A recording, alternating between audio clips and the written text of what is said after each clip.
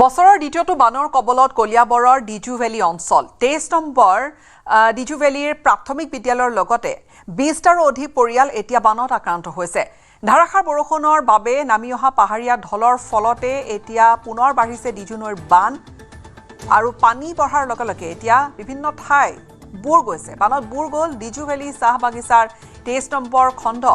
নেৰানেপেৰা বৰষুণৰ ফলত হঠাৎ নামি অহা পাহাৰীয়া ঢলে বুৰাই পেলাইছে বিস্তীৰ্ণ অঞ্চল। ফলত ডিজু নদী ফেনে ফুটুকাৰে উফন্দি উঠাত সৃষ্টি হৈছে বান পৰিস্থিতিৰ আৰু হঠাৎ অহা বানত ডিজু ভেলী প্ৰাথমিক বিদ্যালয়ৰ লগতে কাষৰীয়া প্ৰায় 20টা পৰিয়ালৰ ঘৰদুৱাৰ এতিয়া পানীত বুৰ গৈছে। ফলত খাদ্য সংকটত ভুগিছে বানাক্ৰান্ত লোকসকলে। বানপীড়িত পৰিয়ালক খাদ্য আৰু সাহায্য প্ৰদান কৰিবলৈ প্ৰশাসনক আহ্বান জনাইছে স্থানীয় লোকসকলে। কালি ৰাতি বৰষুণ হ'ল, গোটেই ৰাতি হ'ল। যোৱাকালি বৰষুণ হোৱাৰ পাছত আমাৰ গাঁৱৰ ঘৰ দুৱাৰ 18টা ঘৰমান পানী সোমাই মানে এনেকুৱা হৈছে যে ইহঁতে খানা বনাই খাব পৰা নাই। লগতে আমাৰ গৰু ছাগলীৰো অসুবিধা হৈছে। লগতে এনেকুৱা হৈছে যিসকল মানে ঘৰত পানী সোমাইছে তেখেতসকলে এই ৰাস্তাত থাকিবলগীয়া হৈছে।